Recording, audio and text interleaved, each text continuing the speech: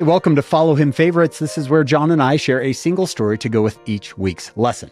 John, come follow me this week. We're in sections 121, 122, and 123 of the Doctrine and Covenants. These are very important, very critical, big sections.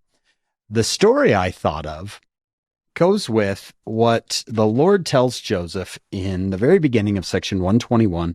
He says, "My son, peace be to thy soul. Thine adversity and thine affliction, so they are real, shall be but a small moment." But the time, it seems huge and awful, which it really is. Later, the Lord is saying, you'll look back and it will be a small moment. In fact, he says later, it will be for thy good. It will give you experience. The story comes from General Conference, October 1999. Now, I know you'll remember this story, John, and a lot of our listeners will, but there's got to be a few out there who have never heard it. This is Elder Jeffrey R. Holland, who at the end of a talk called The High Priest of Good Things to Come, says, "Forgive me for a personal conclusion, which does not represent the terrible burdens so many of you carry, but it is meant to be encouraging. 30 years ago last month." So, John, we're now talking, even earlier than 1999. Yeah. I guess this would be 1969. He said, "A little family got in a car to cross the United States to go to graduate school. No money, a really old car, and everything they own in the smallest U-Haul trailer available.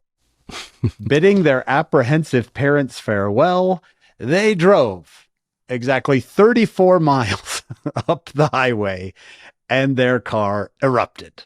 Pulling off the freeway onto a frontage road, the young father surveyed the steam, matched it with some of his own." That's good writing. "Left his wife and 2 children, the youngest just 3 months old, to wait in the car while he walked 3 miles or so to the southern Utah metropolis of Canaraville. Population, I think, 65. Some water was secured at the edge of town. A very kind citizen offered a drive back to the stranded car. The car was attended to and very slowly driven back the 34 miles to St. George. After 2 hours of checking and rechecking, no problem could really be detected. So once again, the journey began. This is the best part. In exactly the same amount of elapsed time, at exactly the same location on the highway, with exactly the same pyrotechnics from under the hood, the car exploded again. It could not have been 15 feet from the earlier collapse, not even 5 feet from it." Can you imagine? You're just like, are you kidding?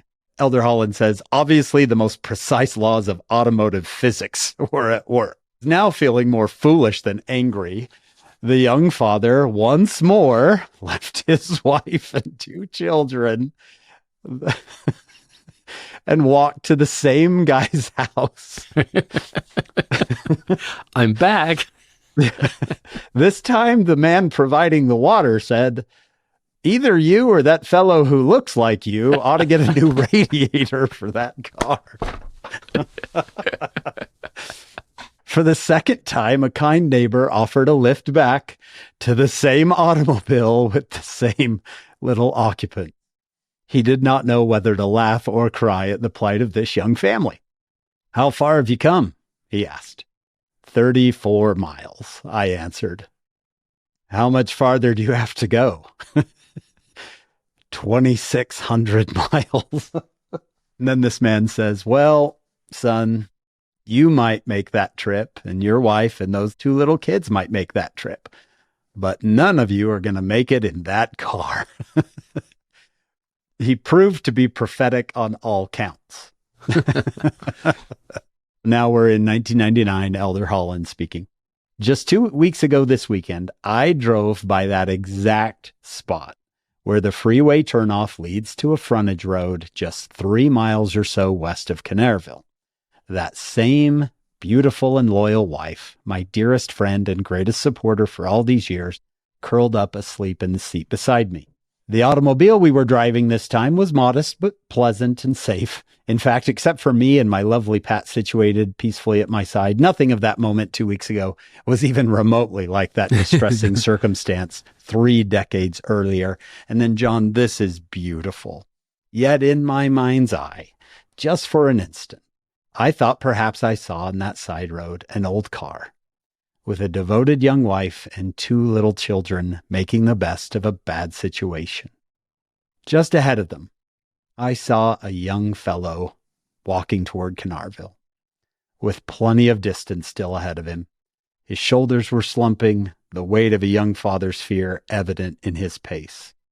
His hands did seem to hang down. I couldn't help calling out to him. Isn't this beautiful, John? Here Elder Holland is, 30 years later, calling out to his younger self. This is something we can all do in our life. Here's what he calls out. Don't give up, boy. Don't quit. You keep walking. You keep trying. There is help and happiness ahead. A lot of it. 30 years of it now and still counting. Keep your chin up. It'll be all right in the end. Trust God and believe in good things to come. Don't you wonder, John, if that Elder Holland from the late 60s do you hear that? Right? You just wonder, did he hear that? The Lord is maybe saying that to Joseph here a little bit. I know it's hard right now. Endure it well. God will exalt thee on high. Good things are coming. Great things are coming. Our guest for this week is actually mentioned in this story. Here is a quote from the story. Elder Holland says, this is later on when he's in the car, grown up. He said, the 2 children in the story and the little brother who later joined them have long since grown up and served missions, married perfectly, and are now raising children of their own. Well, John, that little brother who later joined them is our guest on Follow Him. His name is Dr. David Holland. Come on over wherever you get your podcasts and listen to Dr. Holland walk through these sections. It is incredible. The things he shows us and the tenderness he brings out of these sections is really touching, really touching. And then come back here next week. We'll do another Follow Him favorites.